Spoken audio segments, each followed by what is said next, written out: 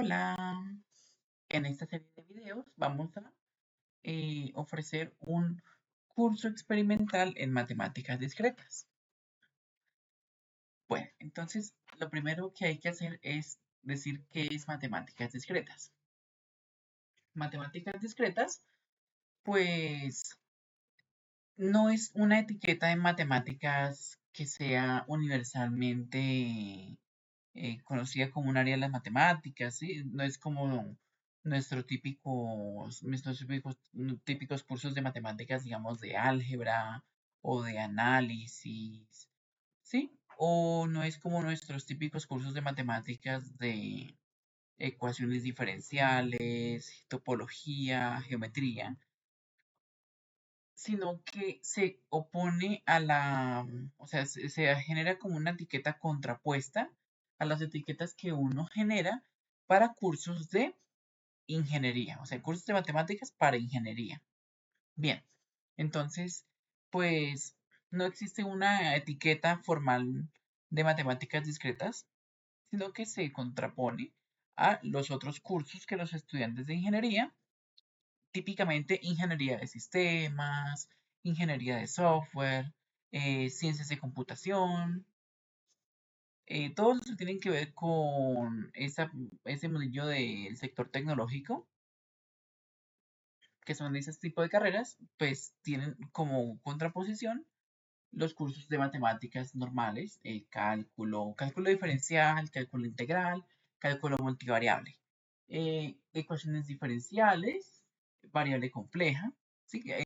Ese variable compleja, pues antiguamente se dictaba para ingeniería de sistemas, hoy en día ya no se acostumbra, se dejó para las ingenierías especiales, o sea, las que tienen que usar demasiado manejo con corriente y cosas que son de electricidad. Ingeniería electrónica, eléctrica y mecatrónica son ejemplos de este tipo de ingenierías. Cursos de álgebra lineal y cursos de estadística y probabilidad. ¿Sí? Podemos acompasar a estos con una temática global, a pesar de que tienen temas bastante diferentes en algunos casos, porque son cursos que tratan de matemáticas del continuo, ¿sí? O sea, tratan de variables y temas con aspectos de continuidad en los números reales, que tienen cierta noción de continuidad, o de funciones continuas, ¿sí?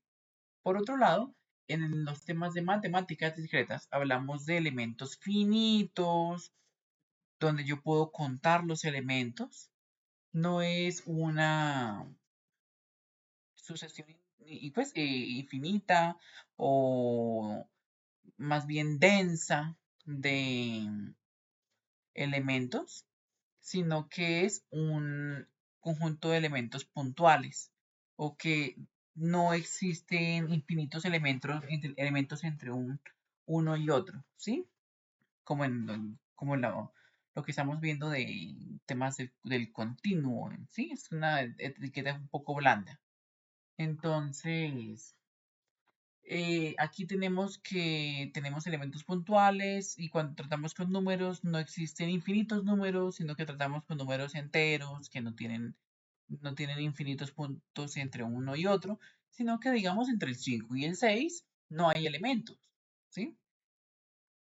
Entonces, por ese mismo motivo, a las matemáticas discretas se les puede también llamar en algunos cursos matemáticas finitas.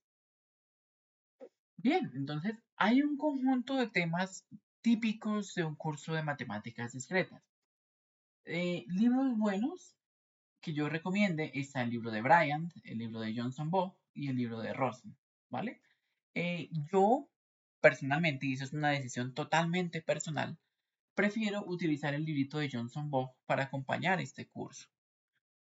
El libro de Johnson Bosch es un libro que tiene temas que son de mucho valor práctico para los estudiantes de ese tipo de carreras. Ese curso, por si acaso, es un curso para ingenierías, ¿sí? Ingenierías del sector tecnológico. Entonces, sistemas, teoría de computación, perdón, ciencia de computación, software, ¿sí? Hay otros libros como el de Brian y Russell que son buenos, son bastante buenos, pero no tienen ese tipo de temas tan fuertemente desarrollados y hace mucho hincapié en la parte fundamental de la matemática discreta, ¿vale? Entonces, hace mucho hincapié en temas, por ejemplo, de funciones, en temas de números enteros y teoría de números, que pues son importantes. Claro que sí, todas las matemáticas son importantes, pero tienen menos valor práctico para un estudiante de ese tipo de carreras. En algunas universidades se acostumbra ofrecer el curso de matemáticas discretas partido en dos. Matemáticas discretas 1, donde se ven temas fundamentales, como por ejemplo lógica proposicional, lógica de cuantificadores, teoría intuitiva de conjuntos, funciones, relaciones, eh, pruebas, ¿sí? O sea, demostraciones. Y otro tipo de cosas, así como por ejemplo cositas de teoría de números y una introducción a la criptografía, y un segundo curso de matemáticas discretas donde se ven temas un poco más aplicados. Por ejemplo, árboles, grafos, algoritmos, cositas de geometría. Sí, eso es un poco más, sí, pero típicamente se mueve alrededor de temas de grafos, árboles y algoritmos. Curso de matemáticas discretas 2. Entonces, pues yo aquí en este drive tengo algunos libros buenos y algunos libros de complemento para matemáticas discretas. Entonces, los que yo ya había nombrado eran Rosen, Johnson Bob y Bryant, ¿sí? Que son libros de matemáticas discretas con sus luces y con sus sombras, ¿no? Que algunos tienen más fuerte la parte de fundamentos que la parte de aplicaciones. Y Johnson Bob, que pues es el que escojo para este curso, que tiene tanto las partes más de fundamentos como las partes de aplicaciones y también tiene, y pues también se maneja en un lenguaje bastante sencillo. Este librito lo tengo aquí porque hablan de la notación asintótica de una forma un poco más formal. Entonces, con respecto al tema de algoritmos, pues vale la pena leer el primer capitulito de este librito porque habla de la notación asintótica y pues eso es fundamento como para entender un poco más a profundidad el tema de los órdenes de computabilidad en algoritmos. Este otro es como un material complementario, pero no es muy fuerte. Aparte de eso, tenemos este como material complementario, tampoco es muy fuerte. Y este es bueno porque habla de los aspectos más formales de un curso de matemáticas discretas. Por si acaso, voy a dejar el vínculo de este material compartido en la caja de descripción de este video. Bien, entonces como primer acto entonces en ese momento esto se convierte más que en un curso, una especie como de sesiones acompañadas de estudio. Vamos a hablar de los temas de matemáticas discretas que aparecen en el libro de Johnson Bob.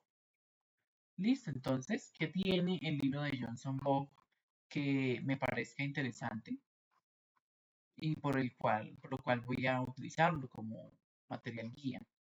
Estos entonces son más que todo eh, sesiones de estudio, ¿sí? Vamos a estudiar juntos esto. Arranca en esa primera parte con lógica y demostraciones. Las matemáticas tienen un uso de demostración, porque en matemáticas las cosas son verdaderas, porque yo puedo construir argumentos convincentes que hagan a partir de un conjunto de premisas, valedera un conjunto de conclusiones, y si esas conclusiones se sostienen por argumentación. Bien, entonces, pues yo con respecto a ello tengo tema de proposiciones, y bueno, temas de proposiciones, o sea, de lógica proposicional. Esa lógica del sí, entonces, y de los simbolitos, ese. Luego está el tema de cuantificadores, que el tema de cuantificadores es una lógica de primer orden que vale la pena cuando uno tiene afirmaciones que son valederas dentro de un conjunto de elementos. Entonces, es bien interesante. Luego tenemos tema de, bueno, cuantificadores de unidades, que también pertenece a cuantificadores, Tenemos también tema de demostraciones, o sea, de la parte de construir argumentos formales para demostrar. En temas de ciencia de computación, la ciencia de computación es formal, entonces también hace uso intensivo de los temas de demostración para probar, para argumentar conclusiones a partir de supuestos, porque esta ciencia de la computación es tan formal como las matemáticas mismas. Entonces, se fundamenta en el mismo método axiomático. Bien. Y bueno, dentro de demostraciones, este asunto de pruebas. Y de demostraciones también una forma especial de probar que se llama inducción matemática, a grandes rasgos. Luego, con respecto al lenguaje de las matemáticas, hablan de conjuntos y de funciones, que son esos aspectos más puros de esta matemática discreta. Bien. Entonces, pues conjuntos y funciones, que no necesariamente son las funciones que vemos en cálculo, sino funciones entre conjuntos arbitrarios. Y lo de la función inversa y así. Sucesiones y cadenas, que son, pues algunos de estos temas se solapan un poco con temas de otros cursos. Por ejemplo, los temas de funciones se solapan un poco con los temas del cálculo, a pesar de que la forma de ofrecerlos en un curso de matemáticas discretas es diferente. Por ese motivo, para este curso, estas sesiones, yo voy a saltarme algunos temas de este curso y voy a gravitar a los temas más aplicados que hay. Entonces, sucesiones y cadenas, la parte de cadenas o strings en inglés, em, es más afín con temas de teoría de computación. Y la parte de sucesiones es afín a temas de cálculo integral. En un curso fuerte de cálculo integral deberían ver sucesiones y en un curso de teoría de computación típicamente se ven cadenas. En un curso fuerte de cálculo diferencial típicamente se ven funciones, perdón, sucesiones, dije aquí. Bien, entonces relaciones. Las relaciones son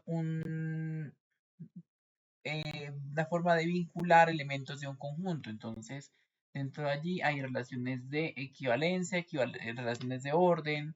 Se puede utilizar también para eso uso de matrices y relación con las bases de datos porque son temas conjuntistas. Esos temas son más bien purillos y típicamente ese asunto de relaciones y bases de datos se acostumbra a ver en un curso de bases de datos que hace como repaso de los temas de conjuntos, ¿vale? Para hablar de sus bases de datos y por eso, entonces, pues es un tema más bien purillo. Están los temas de algoritmos. Los temas de algoritmos hablan de tipos de algoritmos especiales para resolver algunos tipos de problemas estándar, notación de complejidad computacional, cómo hablar de la complejidad computacional, problemas que son no resolubles a partir de algoritmos que tengan demostración, sino que son resolubles a partir de heurísticas y también para problemas que sí sean resolubles a partir de cosas que se pueden demostrar, las pruebas y los argumentos de esos algoritmos, cómo funcionan y qué tipo de orden de complejidad tienen y por qué son más eficientes.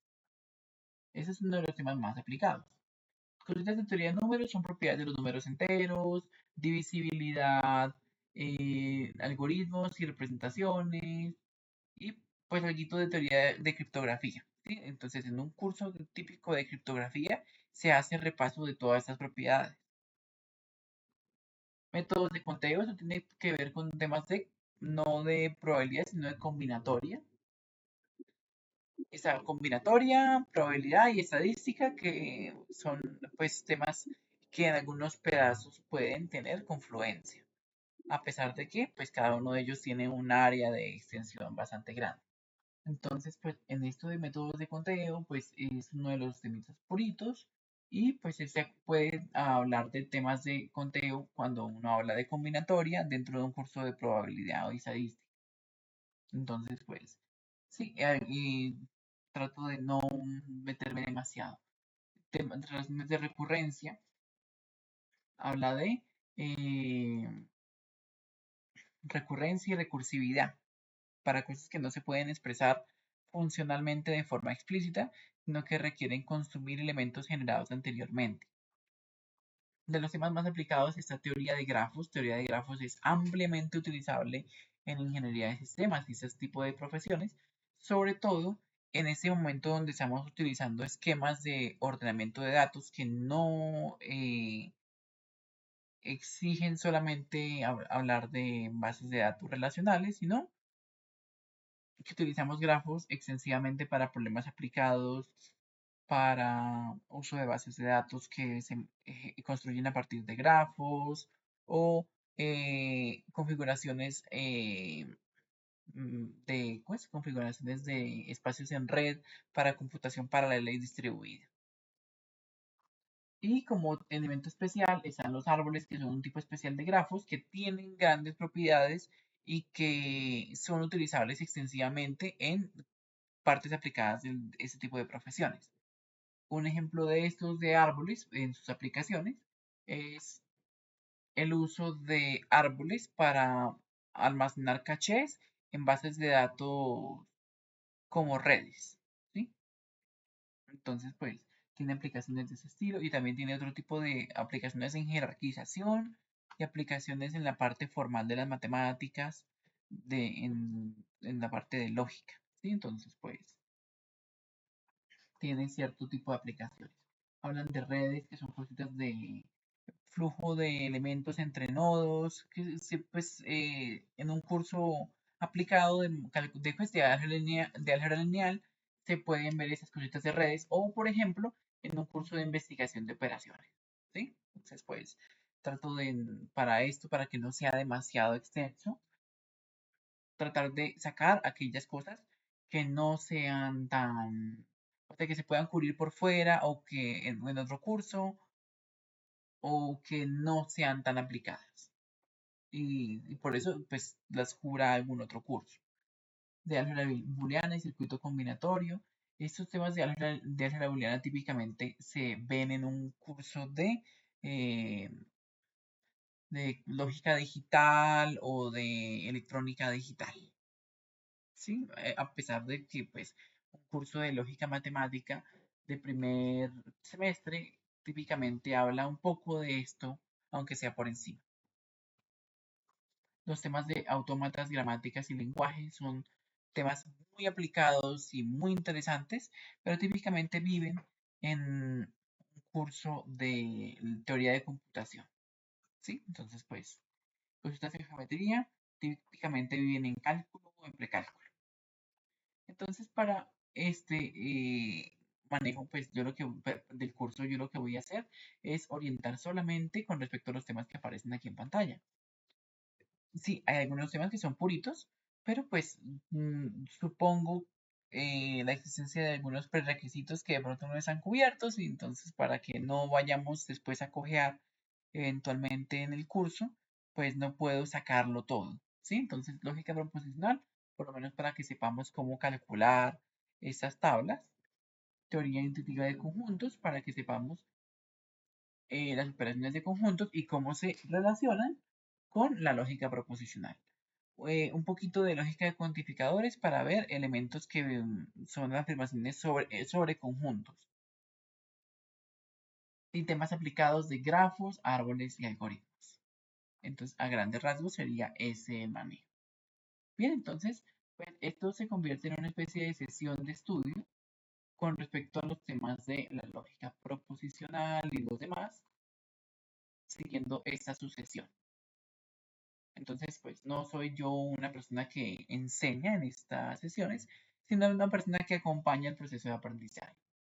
Bien, entonces, pues en este libro nos hablan de que la lógica es el estudio del razonamiento, que hablan del razonamiento correcto y que el razonamiento correcto es valedero más allá del contenido por la estructura, por la forma de cómo se construye. Se orienta en relación entre afirmaciones, no en su contenido, y pues los típicos ejemplos de qué es una proposición o afirmaciones que se construyen. Entonces, por ejemplo, este es un argumento, todos los matemáticos usan sandalias, cualquiera que use sandalias es un algebrista, por lo tanto todos los matemáticos son algebristas. Entonces, pues que no importa para nosotros la relación factual de si lo que estamos diciendo con esos argumentos es verdad. Esos son temas, digamos, para derecho, ¿sí? Allá sí les preocupa que lo que estén diciendo sea valedero y no solamente por la forma. Allá utilizan la lógica de una forma un poco más aplicada. Pero a nosotros nos importa es la forma general de la estructura. Bien, entonces, lo que a nosotros nos importaría aquí es que si yo supongo que esto es verdad, la conclusión también será verdad, no por contenido, sino por estructura. Ya que vaya a ser verdadero en la vida real, son cositas que nosotros hacemos de la vida diaria o para carreras de ese estilo como derecho. Bien, entonces, pues hablan aquí de los métodos de demostración, de que las matemáticas demuestran cosas a partir de un método axiomático, que utilizan, digamos, para problemas que tengan que ver con buscar alguna solución, soluciones con lápiz y papel, soluciones de buscar todos los casos como la fuerza bruta y así. Pues no es igual la idea leer todo lo que diga por acá. Una cosa importante que tiene esto es el tema de proposiciones. Entonces, nosotros proposiciones lo vemos típicamente a nivel colegio en un curso de matemáticas. Hablan de las tablas de verdad y esto. De pronto, hoy en día es menos prevalente. Personas que han tenido bachilleratos realizados hace bastante más tiempo tienen mayor chance de haber visto estos temas en su formación secundaria. Hoy en día se acostumbra a utilizar demasiada matemática del continuo dentro de los estudios de bachillerato y ese tipo de temas se relegan un poco. O en algunos colegios que son un poco más eh, de élite, acostumbran a dejar esos temas para los cursos de ciencia de computación o TIC, ¿sí? O informática, ¿sí? Entonces, eh, una afirmación es una proposición, es un tipo especial de lenguaje cuando solamente puede ser verdadero o falso. Son afirmaciones o frases que solamente pueden ser verdaderas o falsas. Entonces, por ejemplo, ver cuáles de estas serían verdaderas o falsas. Los únicos enteros positivos que dividen al 7 son el 1 y el mismo 7. Esto es verdad, porque el 7 es un número primo. Alfred Hitchcock ganó un premio de la Academia en 1940 por la dirección de Rebeca. No tengo ni idea, no conozco la filmografía de Alfred Hitchcock más allá de lo básico. Entonces, de Psicosis y, bueno, en algunas otras películas, pero no conozco esa película Rebeca, entonces no puedo afirmar nada. Para todo entero positivo n existe un número primo mayor que n, sí. Eso es que los números primos no están acotados, ¿sí? Son un conjunto que no conoce un máximo. Entonces, eso es verdad. La Tierra es el único planeta en el universo que tiene vida. No tengo ni idea de si sea el único planeta en el universo que tiene vida, pero solamente hay dos posibilidades. O es el único planeta o hay algún otro, ¿vale? Entonces, no sé si sí o si no, pero sé que solamente puede ser verdadera o falsa. Comprar dos boletos para el concierto de Rock on Hinge Universe del viernes. Esto es una petición, que es uno de los otros tipos de lenguaje, perdón, otro de los usos del lenguaje que podemos hacer para una frase. Podemos hacer, digamos, esto de comprar, de mandar a comprar, es un tipo imperativo. Estamos dando una orden o un comando de qué hacer. No tiene valor de verdad, no es verdadero ni falso, sino que sencillamente es una petición. Saludos, hola, ¿sí? Es otro tipo de uso del lenguaje más allá de las proposiciones. Aparte de eso, podemos hacer preguntas. ¿Cuál es la capital de Etiopía? Esa es una pregunta, no tiene asignación de ser verdadero o falso. Para este estudio de la lógica proposicional solamente hablamos de aquello que es verdadero o falso. Bien, entonces son proposiciones. Típicamente utilizamos letras en minúscula para hablar de las proposiciones, para referirnos a ellas. P, Q, R, S son ejemplos de ellas. Ese proceso en el cual yo tomo una frase del lenguaje natural, del lenguaje que nosotros como seres humanos hablamos, y lo convierto en una letra, y más aún, dejo solamente el contenido de una sola frase que sea indivisible en una sola letra se llama formalización. Por ejemplo, P es la afirmación de que 1 más 1 es igual a 3. Entonces, en vez de decir que 1 más 1 es igual a 3, de ahí en adelante, ya después de haber hecho esa definición, voy a decir P.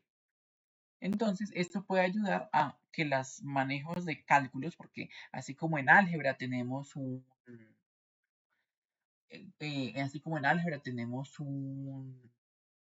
lenguaje que se puede manipular y hacer cálculos con él para encontrar respuestas, aquí también tenemos eso.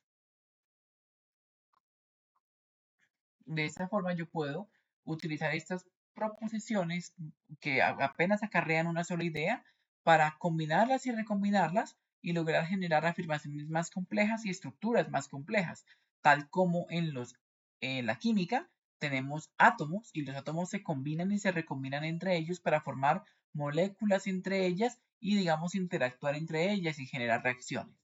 Aquí nosotros tenemos proposiciones atómicas que son esas proposiciones que acarrean una sola idea, y las podemos combinar y recombinar a partir de unos elementos que se generan proposiciones más complejas y que se llaman conectores lógicos.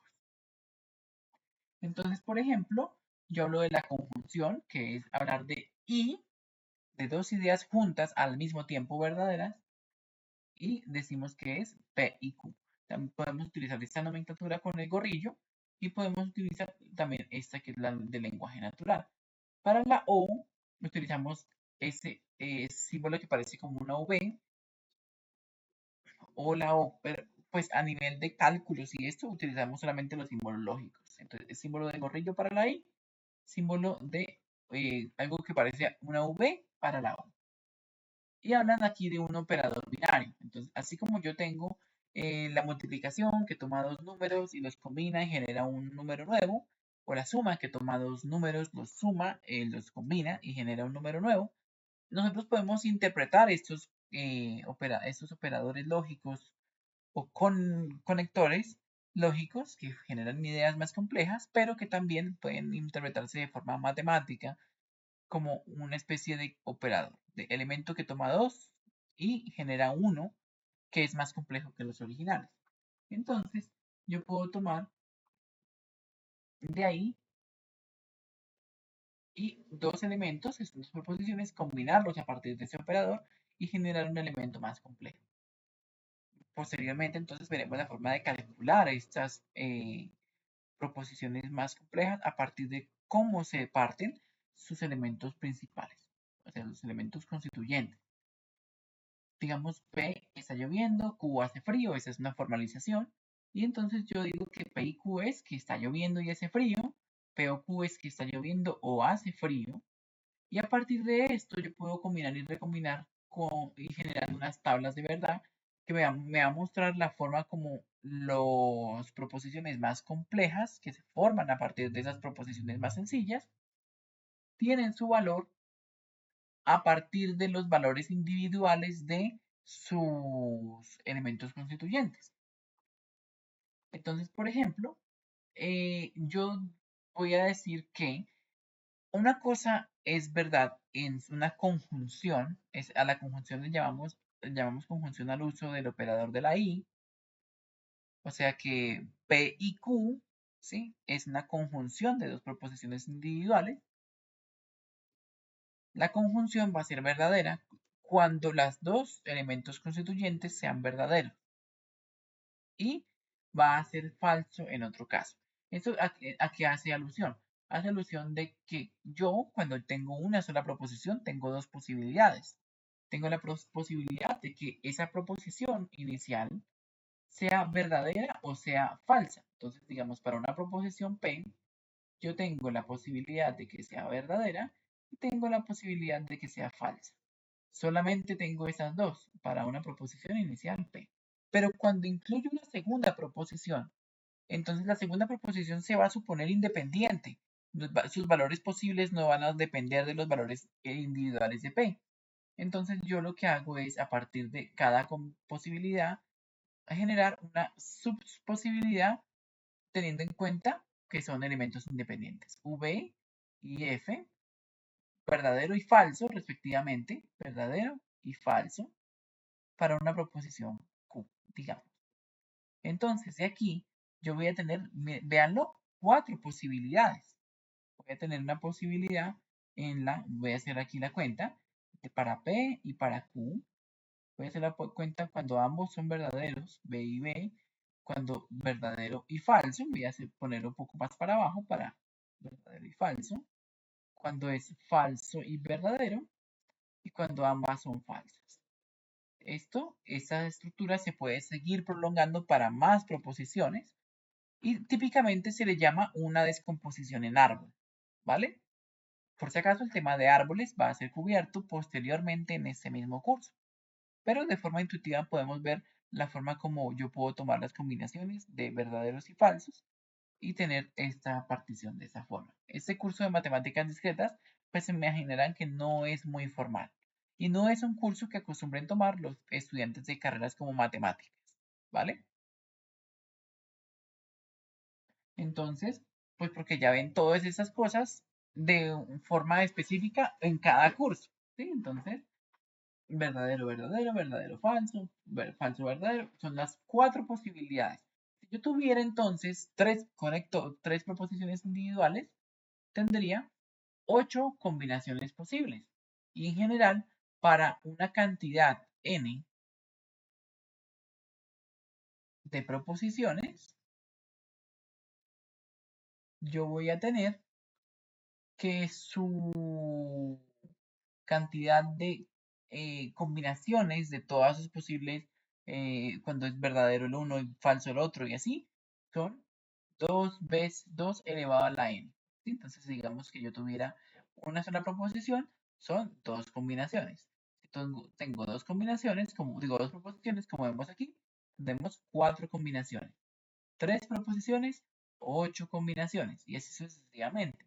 Voy a hacer solamente para mostrar ya y pues para probar un punto, verdadero y falso, para esta de aquí, este de aquí verdadero y falso, este de aquí verdadero y falso, y este de aquí verdadero y falso. Cada nueva, digamos P, Q y R.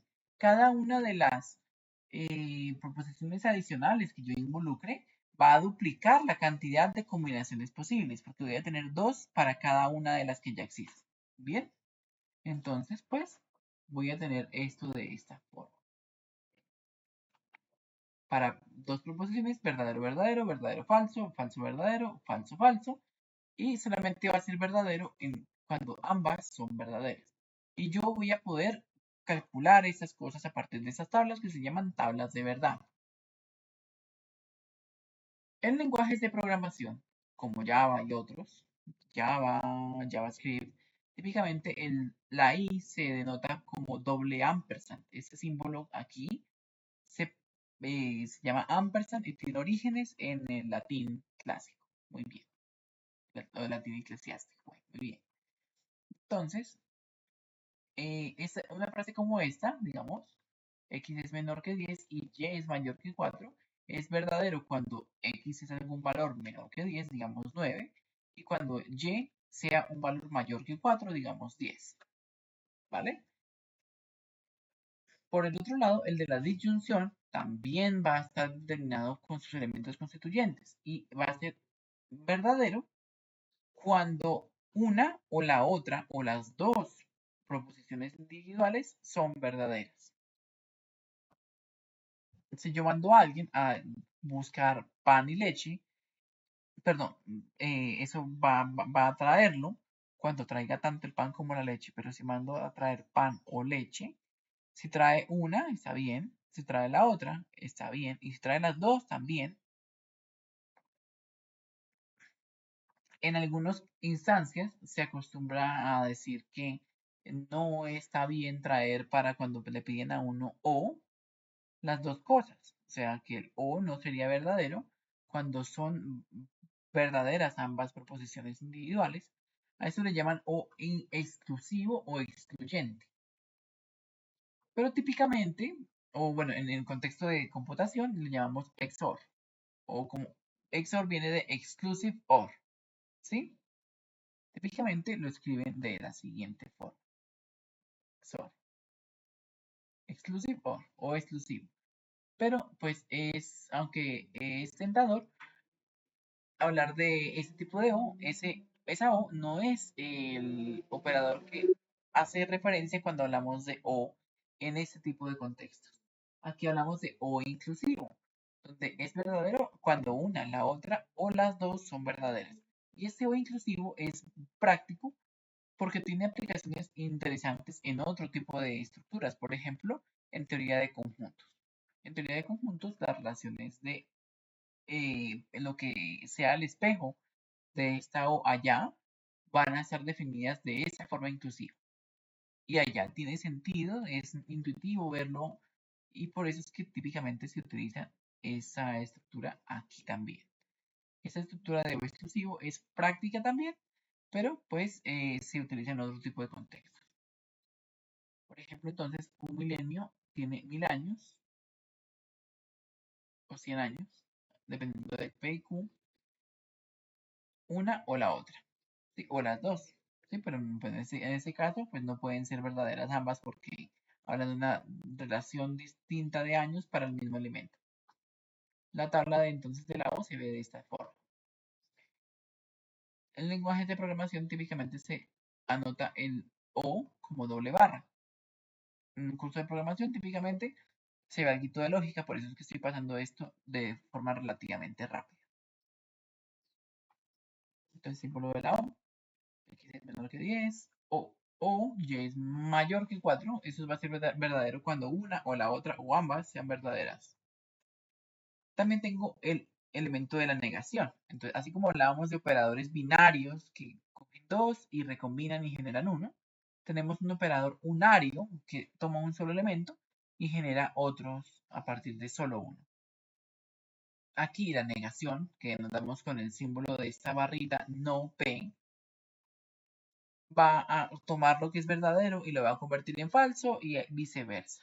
De esa forma, es un operador que solamente tiene dos posibilidades porque aplica sobre solamente un conector al tiempo. ¿Sí? Si París es la capital de Inglaterra, negarlo es decir que no es la capital de Inglaterra. Es un operador unánico. Y en su notación de programación típicamente se utiliza el símbolo de ampersand, perdón, de admiración. Bien, con respecto a eso, así como en matemáticas de cuentas aritméticas tenemos una precedencia de operadores que es, digamos, por ejemplo, primero los exponenciales y raíces, logaritmos, perdón, primero los paréntesis, luego los exponenciales, raíces, logaritmos, luego las multiplicaciones y divisiones en ningún orden específico, y luego las sumas y las restas. Y cuando hay ambigüedad, se utiliza el cálculo de izquierda a derecha. Esos son repasos y reminiscencias de el colegio y de un curso de precálculo. Aquí, en esta lógica proposicional, utilizamos que primero, o sea, en ausencia de paréntesis que puedan agrupar y decirnos quién aplica primero, primero evaluamos el símbolo del no, luego la i y luego la o. Y esa es la precedencia de operadores para estos tres operadores. En general, nosotros trataríamos de utilizar paréntesis cuando no sea ambiguo. Por ejemplo, en esto es ambiguo porque yo puedo, bueno, sí, me dijeron que aquí, pero utilizaría primero la o luego la I, o esto va compartiendo con todo. Sí, es pues un complique. Entonces, típicamente la presencia de operadores, primero la negación, luego la I y luego la O. En este entonces sería primero la negación, calculamos esto, luego la I sería con este, y luego la O de lo que dio con esto junto con esto completo. Entonces, pues es mejor utilizar paréntesis. Esos operadores y, o y no, que son los únicos que aparecen en lenguajes de programación, son útiles, digamos, para utilizarlos en búsquedas en Internet. Este habla de un buscador que se llama Altavista, pero esto se puede utilizar perfectamente en buscadores como Google y Bing, que son los que están en ese momento pues, funcionando. Yahoo, pues ya creo que murió. Podemos utilizar los operadores y, o y no para hacer mejores búsquedas en Internet. Buscar una cosa o la otra y tener pues búsquedas de lo que nosotros estamos buscando y o dar la posibilidad de tener alternativas.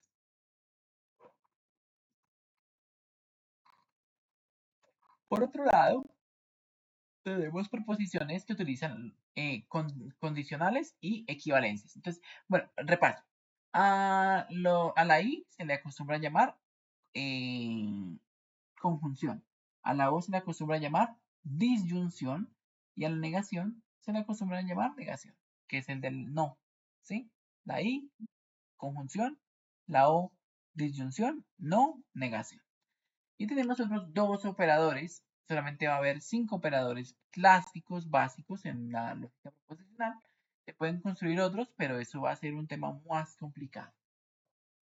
Los temas de condicional lo que dicen es que nosotros tenemos proposiciones de da una relación de causa-consecuencia, ¿sí? O de origen-destino entre dos proposiciones.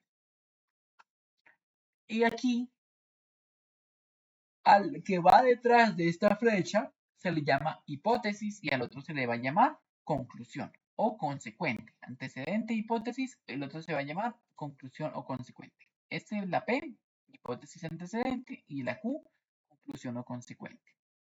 Y aquí, porque nos podíamos dar cuenta de que esos operadores que teníamos por aquí de la negación, perdón, de la I y de la O, eran operadores conmutativos. Si yo permuto uno con el otro, vamos a tener la misma tabla de verdad. Pero aquí, en el operador de entonces, no hay este tipo de relación. Vemos que si yo permutara P y F aquí con B y F acá, este no va a tener la misma tabla de P entonces Q que de Q entonces P. Y pues es bien raro, que es prácticamente toda verdadera excepción de esta de aquí. Y que los elementos cuando el antecedente es falso, pues dan verdadero también. Entonces lo que está diciendo esto es que si yo tengo una afirmación falsa como antecedente, pues el resultado, el consecuente, se puede o no se puede dar, ¿sí? Puede ser o puede no ser. Entonces sí, el argumento puede ser válido, sea lo que sea que salga en el resultado, una vez que yo digo no cumple las hipótesis. ¿Sí? Digamos algo así como, si te portas bien, te compro un helado. Y entonces, pues no se porta bien, yo podría llevarlo o no llevarlo a comer un helado. Y no debería haber problema. El problema es cuando sí se porte bien. Entonces, lo único que le vamos a pedir a este entonces es que no transforme las verdades en falsedades. Que no ocurra que alguien se porte bien y no lo lleve a comprar su helado. ¿Sí? Solamente vamos a poder obtener lo que es verdadero cuando se porta bien y le compramos su helado. Así que ambas hipótesis y conclusión, antecedente y consecuente sean verdaderos ambos. Entonces eso va a garantizar que la conclusión, perdón, que el conector, que sí hay una relación de consecuencia entre el uno y el otro. Bien, entonces tenemos este de pues de implicación se llama, ¿sí? Del entonces se llama implicación. Podemos, bueno, tenemos aquí en estos operadores, el operador, ya habíamos visto que la precedencia era no, luego y, luego o luego primero o y luego y. A ver, no, luego y, luego o, y luego el entonces, cuando no haya paréntesis suficientes para agrupar todo. Que uno entienda quién va con quién y que haya ambigüedad en el resultado, entonces el entonces va a ser el último que se evalúa. Por eso preferimos utilizar siempre paréntesis. De esa forma, pues sabemos que los operadores binarios se calculan de a 2 y los unarios se calculan de a 1 y así podemos tener cómo orientar. No que hay, es que este aquí lo utilizaba era con este primero y sí, mejor paréntesis, igual que en una expresión aritmética bien construida. Entonces, con este asunto de que el antecedente es falso y que sea lo que sea el consecuente, la implicación es verdadera cuando el antecedente es falso, lo llamamos a una afirmación que es verdadera por omisión, superficialmente verdadera o trivialmente verdadera. Es verdadera porque el antecedente es falso. Entonces, aquí hablamos de las condiciones necesarias y suficientes, porque aquí tenemos que a los elementos del sí entonces, como permutarlos, no mantiene todo igual, sino que no es lo mismo P entonces Q que Q entonces P. Uno de esos elementos se va a llamar una condición necesaria y el otro se va a llamar una condición suficiente. La condición necesaria es una condición que se necesita para lograr el resultado. No garantiza el resultado, pero si no se cumple, no se logra el resultado. Entonces, por ejemplo, de esta. Si los cachorros ganan la Serie Mundial, los cachorros es un equipo de béisbol, entonces contrataron su pitcher suplente diestro. Un pitcher suplente diestro. La conclusión expresa condición necesaria. O sea, que si los cachorros contratan un pitcher suplente diestro, entonces ganan la Serie Mundial, no es equivalente. Contratar el pitcher suplente no es garantía de ganar la Serie Mundial, sino que no contratarlo implica que no se gana la Serie Mundial. Entonces, en un P entonces Q, la conclusión, el consecuente, es la condición necesaria. No es que si yo tenga suplente diestro, gano la Serie Mundial, sino que no tener el suplente diestro hace que no se gane la serie.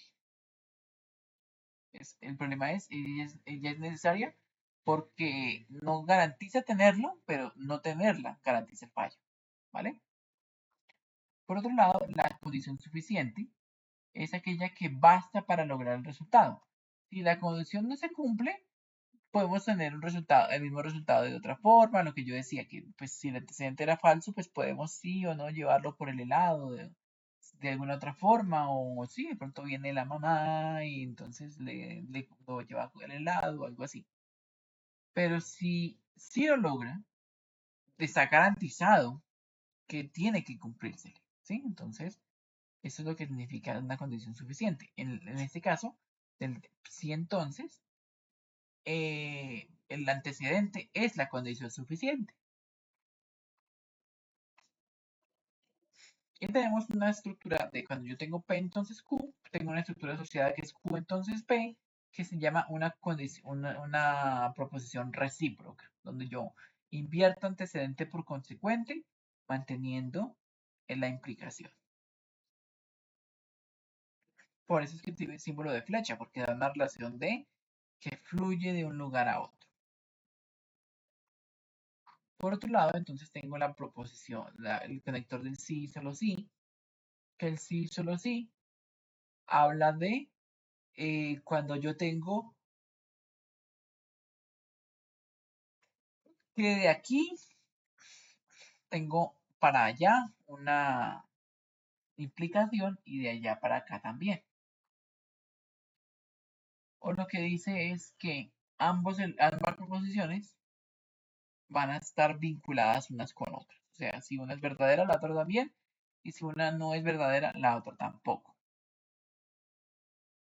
Aquí hay una relación de doble paso de información entre una proposición y la otra. O podemos llamarlos también proposiciones, bueno, se le llama bicondicional, también se le llama equivalencias, porque ellas garantizan que una es verdadera cuando la otra también, la otra no y una tampoco, ¿sí? Entonces, el valor de ambas está vinculado siendo coincidente, siempre. Por eso es que se dice que son afirmaciones equivalentes. Y en contextos de matemáticas yo puedo tener dos afirmaciones equivalentes y reemplazarlas a voluntad en cualquier momento para un manejo formal. Es equivalente lógico.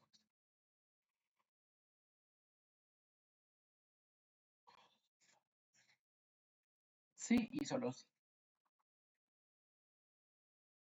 Bien,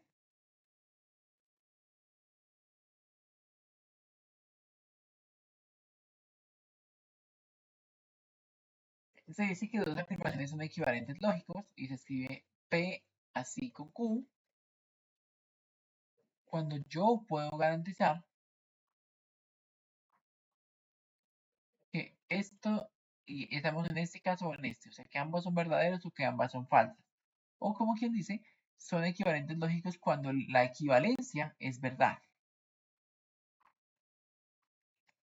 Bueno, tengo todas las leyes de lógica de Morgan, yo puedo hacer algunas propiedades al calcular esto, entonces pues lo que hablan aquí es de que cuando no tengo una disyunción es porque tengo la conjunción de los elementos negados. Por ejemplo, si no es verdad que te quiero mucho y ¿qué? No sé, eh, y salimos a comer, es porque o no te quiero mucho, perdón, es porque no te quiero mucho y no salimos a comer. Bueno, realmente es, si yo estoy negando que uno o el otro pase, recuerden que en este de la O era verdadera con una, con la otra, con las dos.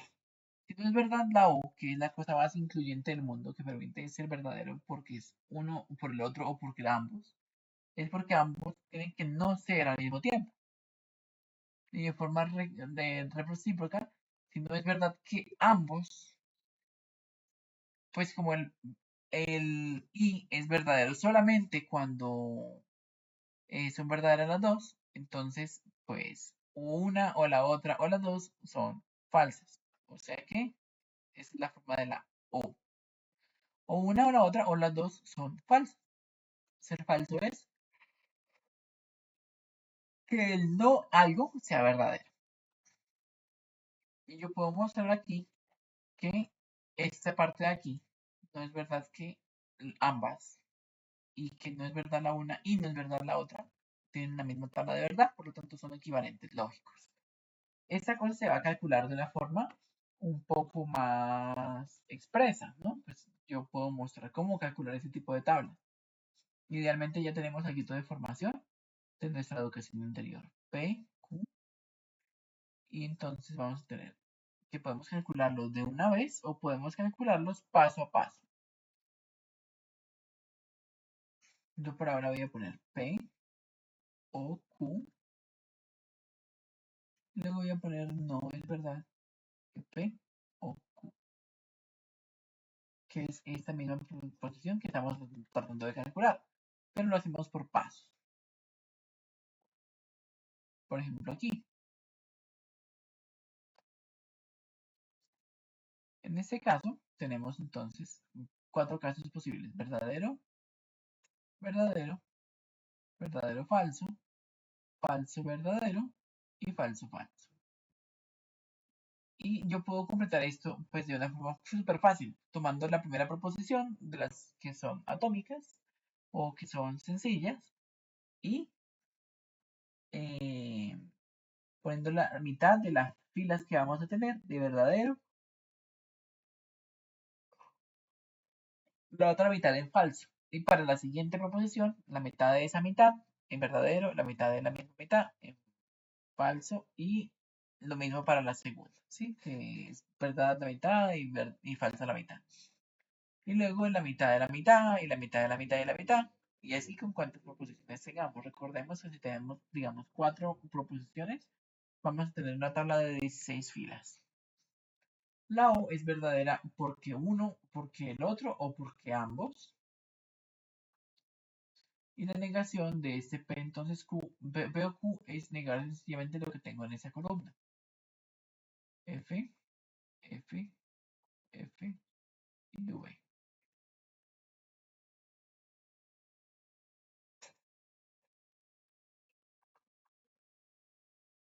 También hay una forma de calcular esto directamente. Digamos, no es verdad que P o Q, pero es supremamente más engorrosa de hacer. Es tomar las proposiciones y empezar a escribir de lo que yo tengo en la tabla los valores de verdad. El valor de verdad es verdadero y falso.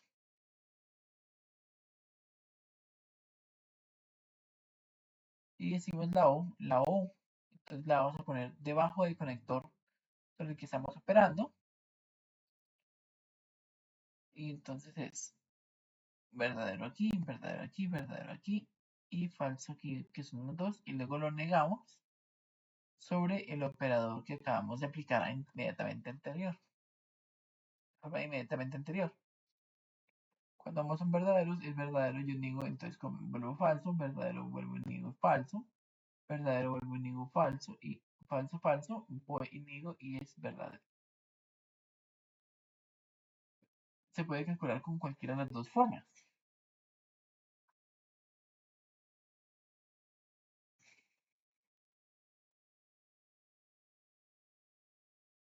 Listo. Entonces ahí está.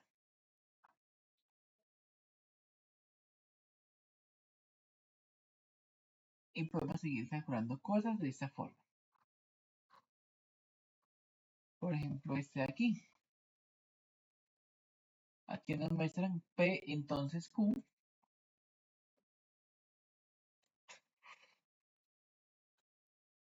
Q, entonces P. Y luego hacemos una conjunción para generar esa tabla y mostrar que la tabla del sí solo sí es la misma tabla de esta cosa completa. O sea, ¿qué significa el sí solo sí? Significa tener que hay implicación de un lado para otro y también al mismo tiempo del otro para el uno.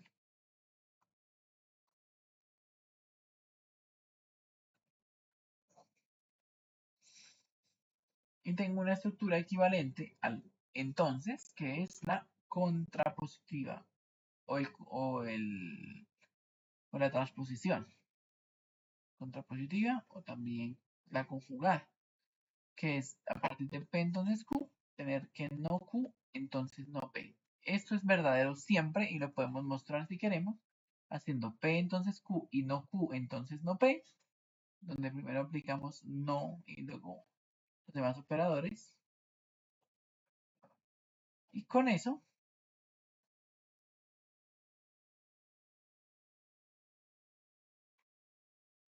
podemos ver que esta de aquí y esta de aquí son equivalentes porque al final resultan con la misma tabla.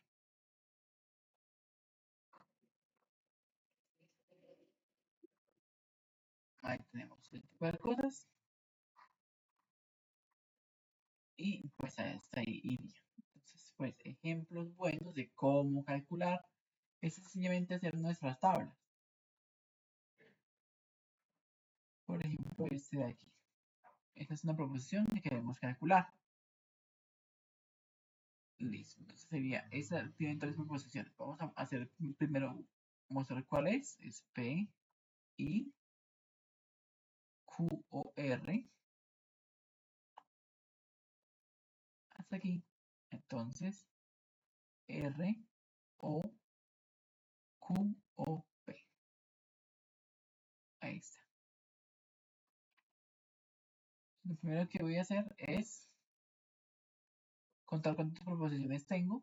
PQR. PQR. Entonces, P, Q y R. Y ese es, como son tres, son ocho. Ocho filas. Verdadero, verdadero. Verdadero, verdadero. Falso, falso. Falso, falso. Luego, como son 4 y 4, entonces partimos ese 4 en 2 y 2 y 2 y 2. Entonces, verdadero, verdadero, falso, falso. Verdadero. Hasta aquí.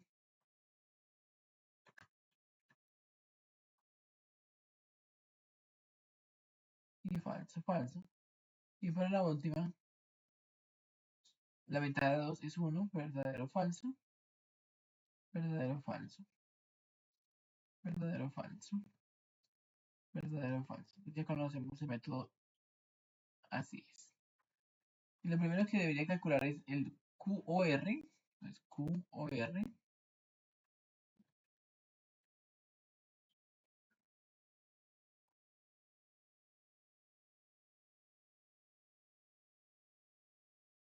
ahí está. Entonces calculemos el de la O. Cuando Q o R sean verdad, entonces primera fila verdadero porque ambos son verdaderos. Segunda fila es verdadera porque Q es verdadero, porque R es verdadero. Este es falso todo, entonces ahí está. Verdadero, verdadero, verdadero.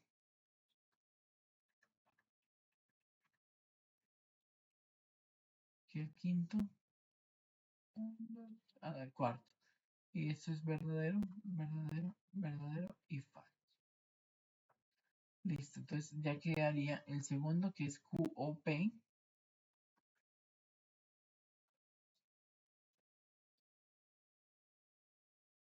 Sería verdadero el primero, el segundo, el tercero y el cuarto, porque al menos uno de ellos es verdad. Esto está como desbalanceado, desalineado. Verdadero, verdadero, verdadero, verdadero.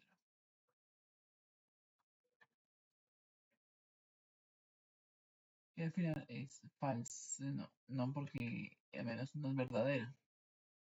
De Q y P, verdadero, verdadero. Y al final ambas son falsas, entonces falso por aquí.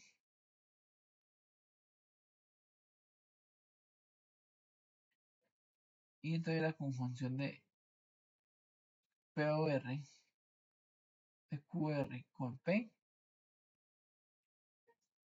es que toca calcular un con este. Verdadero aquí, verdadero aquí, verdadero aquí, verdadero aquí. Y falso en todo lo demás.